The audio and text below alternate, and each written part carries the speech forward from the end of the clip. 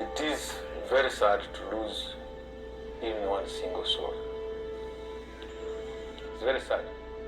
Because our coming there was to make sure we preserve that life.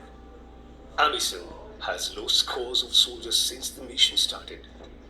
These sacrifices were expected, but are never easy to accept.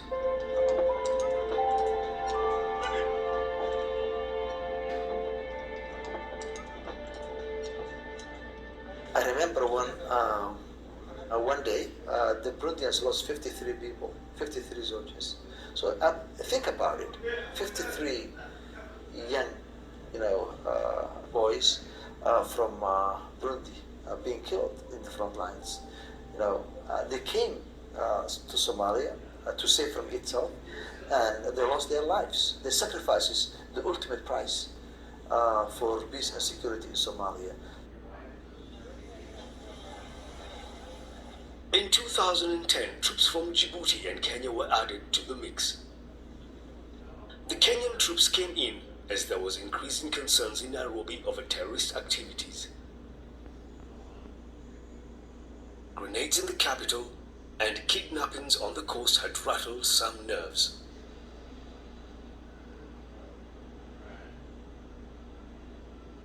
And much of the work the Kenyans would do was outside Mogadishu,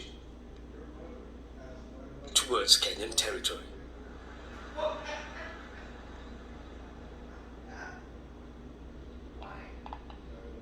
During this phase of the mission, there was more technology employed as different terrain was fought on.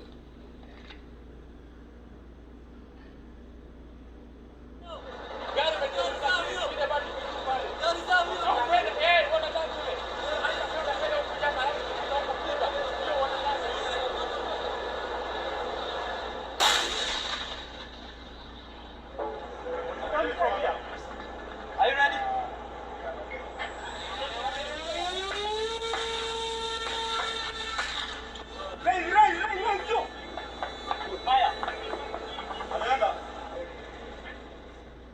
Drones were used to spy on Al-Shabaab positions.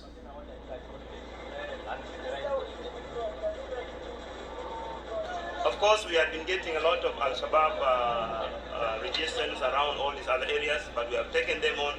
Right now, as I talk, Al-Shabaab is on the run, and we are pursuing them. And then secondly, they will not deny the people of Somalia freedom or happiness. They must know that the African Union has a mandate to ensure that we pacify Somalia like any other part of the continent. So terrorism is not going to be accepted on this continent. The mission went to sea.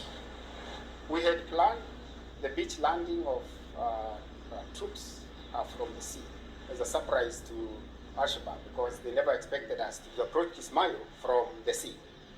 Therefore, we duped them, and they thought we are going to approach from one direction, only to be surprised to find their troops already occupying Kismayo city without their prayer not.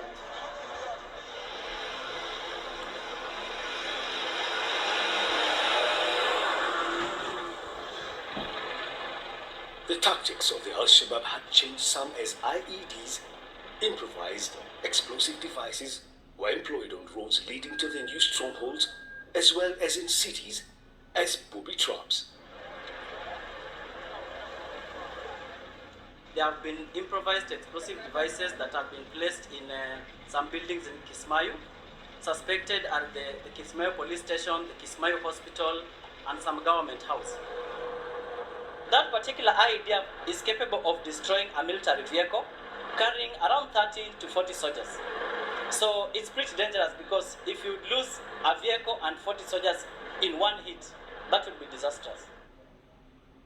Technology can bite in either direction.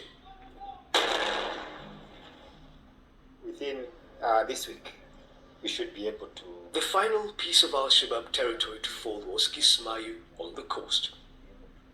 Kenyan troops, with the help of the Somali army, finally gained control of the area in late 2012. AMISOM had now defeated the Al-Shabaab militarily, forcing them to operate from outside their country.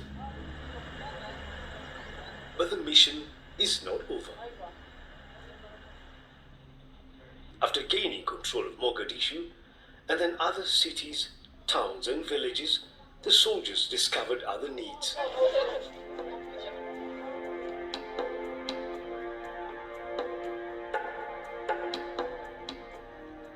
Whenever you're operating anywhere as UPDF, even at home, even outside, our first priority is to help the population around you. If you get the population around you, you're supposed to give them medical care. You're supposed to share the food you have with them if they don't have food. So it's just part of the army. It's part of our army that we always do that. Food, medicine, shelter. Sometimes just a bit of sympathy and care, but what needed dispensing at this point?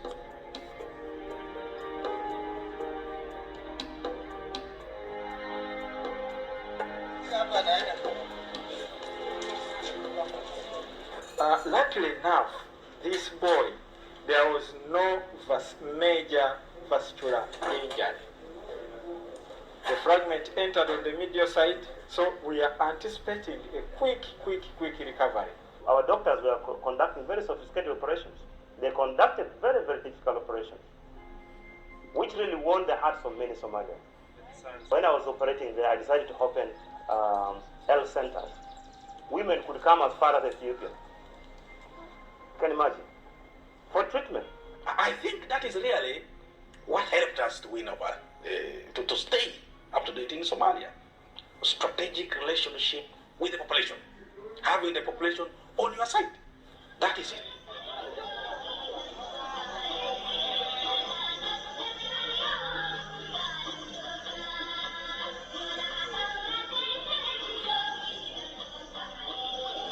Days, weeks, months passed. Overseas Somalis started returning.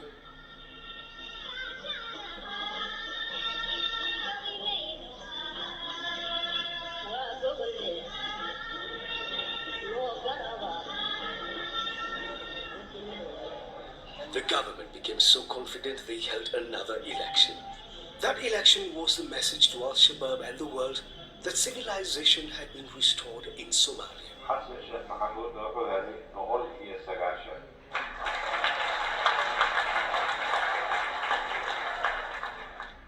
If anything, Somalia had the most democratic election to this year.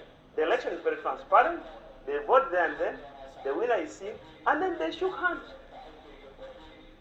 And the elected president is being led into State House by the former president. To me, I thought that was something very encouraging.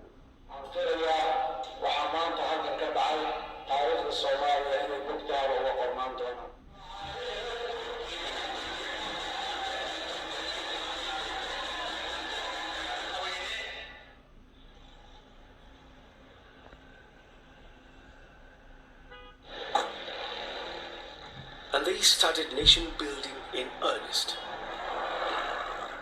Instead of turning to foreign organizations, they looked to their own.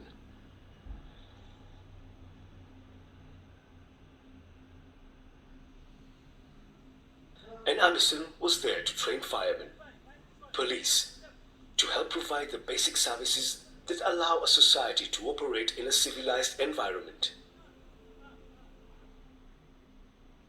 I thank AMISOM and the leadership of AMISOM and the way they organized this training.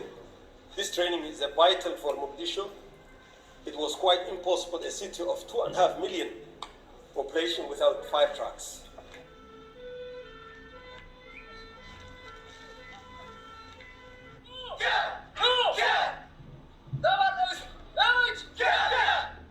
We have to focus on the capacity building. All these institutions, the military, the police, the judiciary, all this. It's now about getting the Somalis own their country. When you arrive at a crime scene as a police officer, what is the first thing you think about? What is the first thing?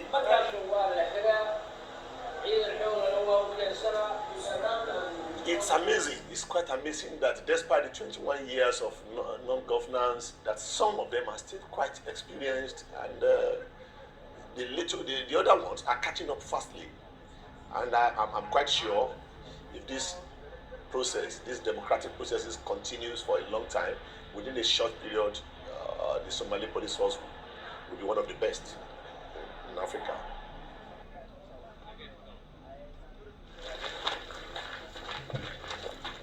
But the men who have given so much can't help but reflect with some satisfaction.